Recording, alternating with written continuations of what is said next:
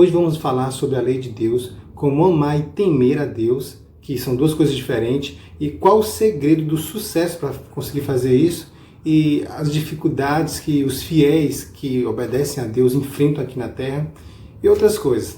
Vem comigo!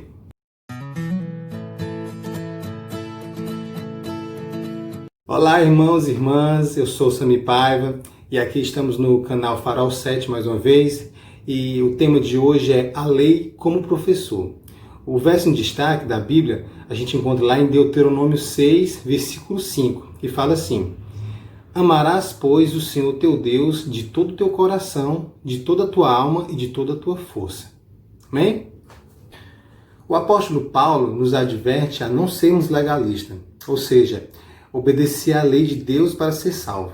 Ele diz que se existisse uma lei que pudesse fazer isso, com certeza estaria na própria Bíblia. Mas por quê? Não seria justo só ir para o céu quem merecesse, quem cumprisse as suas obrigações legais?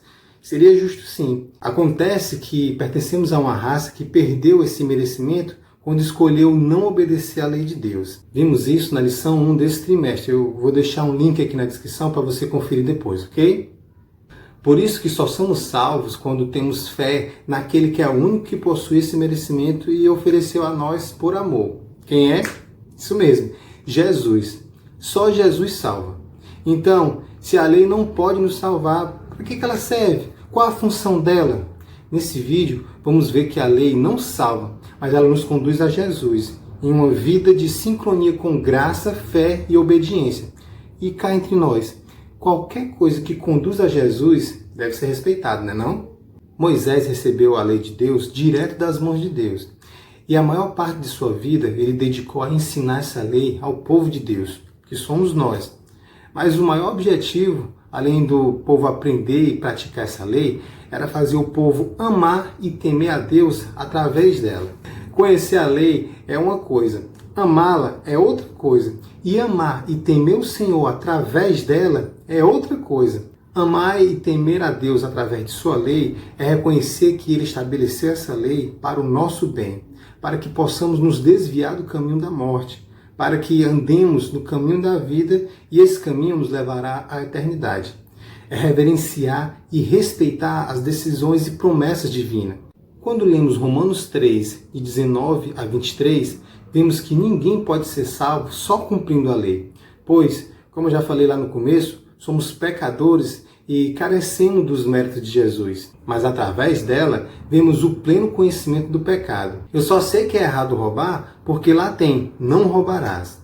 Ela não salva, mas mostra o que condena. Ela revela o que você deve e o que não deve fazer. Como na lei de trânsito.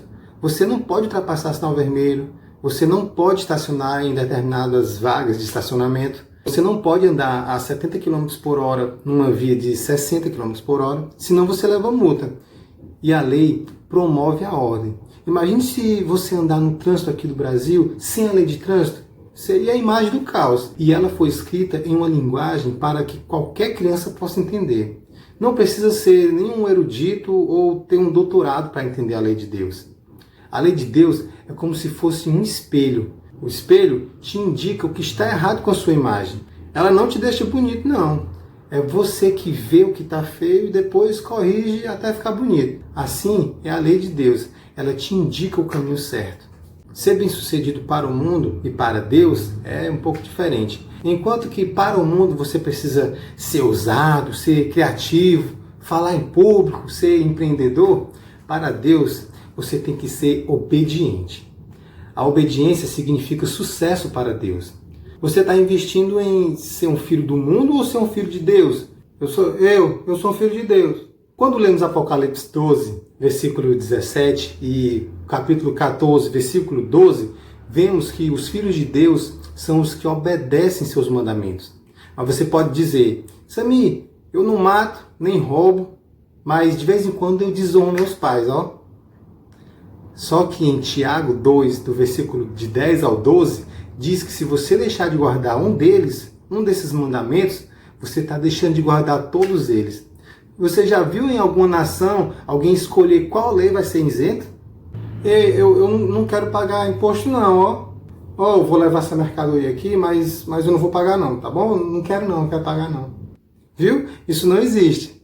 Mas aí você pode chegar para mim e dizer que nem um amigo meu disse para mim uma vez: o Sami está debaixo da lei, mas eu estou debaixo da graça.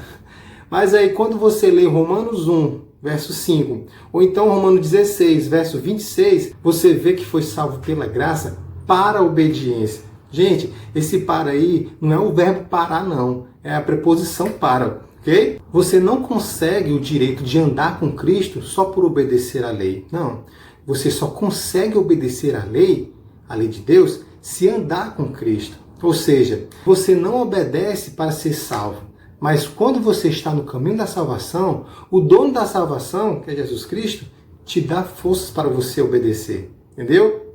Obedecer a Deus é o resultado de que você está no caminho da salvação. Sem Deus, continuamos na rebeldia, até o juízo final. A Bíblia está repleta de exemplos de pessoas que só conseguiram ser fiéis a Deus, só obedeceram fielmente seus mandamentos, porque estavam já no caminho da salvação, já estavam com Cristo.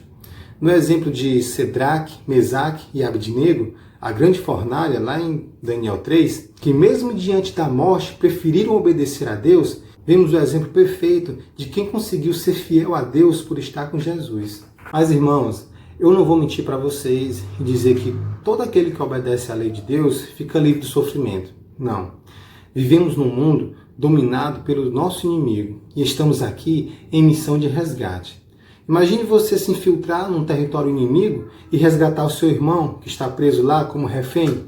Pois é, a missão de Jesus foi salvar o perdido, foi resgatar aquele que foi separado de Deus. E como somos cristãos, somos seguidores, imitadores de Cristo, devemos fazer a mesma coisa. Estamos em guerra e essa guerra só vai acabar quando Cristo voltar. É difícil? É. Vale a pena? Claro que vale. Só tem uma coisa melhor do que estar com Cristo aqui. Vixe, sabe o que é? É passar a eternidade com Ele. Abel, Estevão, João Batista são exemplos de fiéis que foram vítimas desse fogo cruzado. Mas pergunte se eles mudariam a sorte deles. Tem nem perigo. A Bíblia fala que aqueles que morreram em Cristo vão ressuscitar na ocasião da sua segunda vinda e irão com Ele junto com os fiéis que estarão vivos para a eternidade. Temos que nos esforçar para estar com Cristo o mais rápido possível, pois não sabemos como será o dia de amanhã. Eu sei que esse é um assunto que todos evitam, mas temos que buscar a Cristo, a fonte da vida, enquanto estamos vivos. Ninguém se converte depois da morte. Depois da morte, seu destino é selado. Ou a vida eterna ou a morte eterna. Não é que nem o filme do Ghost não, viu pessoal? Não é assim não. E obedecer à lei de Deus, a lei que Ele amorosamente estabeleceu para a nossa segurança, é a melhor maneira de permanecer no caminho da vida. Jesus foi o único que, enquanto estava aqui na terra, na guerra, obedeceu perfeitamente à lei de Deus.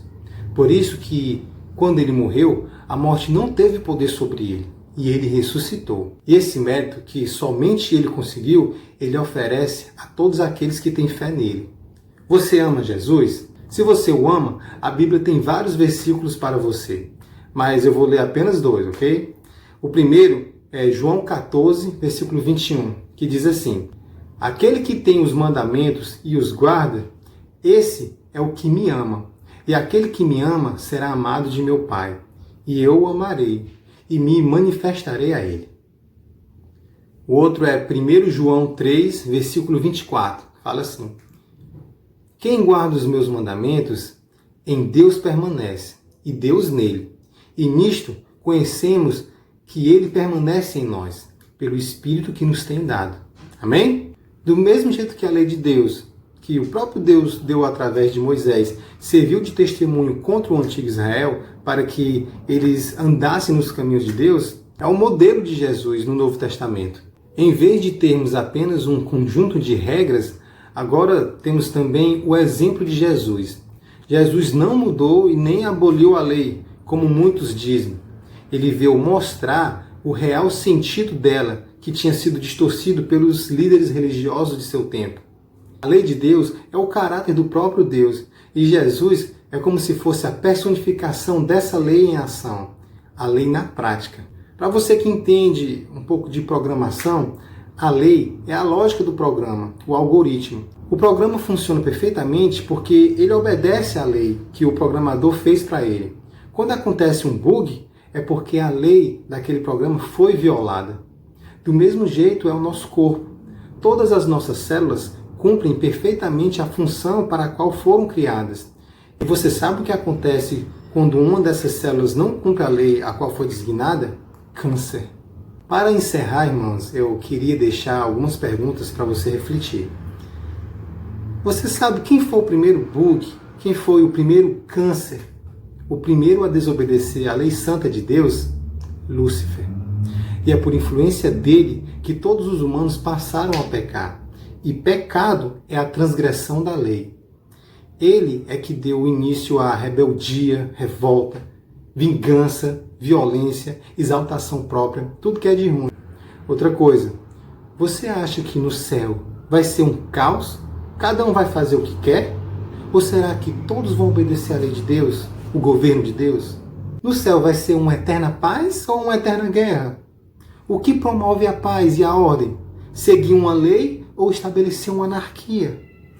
Se você não gosta de seguir a lei de Deus aqui na terra, você vai gostar de segui-la no céu? Avaliem se a lei de Deus é importante ou não para nós que queremos habitar no céu. Mas não esqueça de escrever essa opinião aqui nos comentários, ok? Ficamos por aqui, pessoal. Esse assunto é importantíssimo.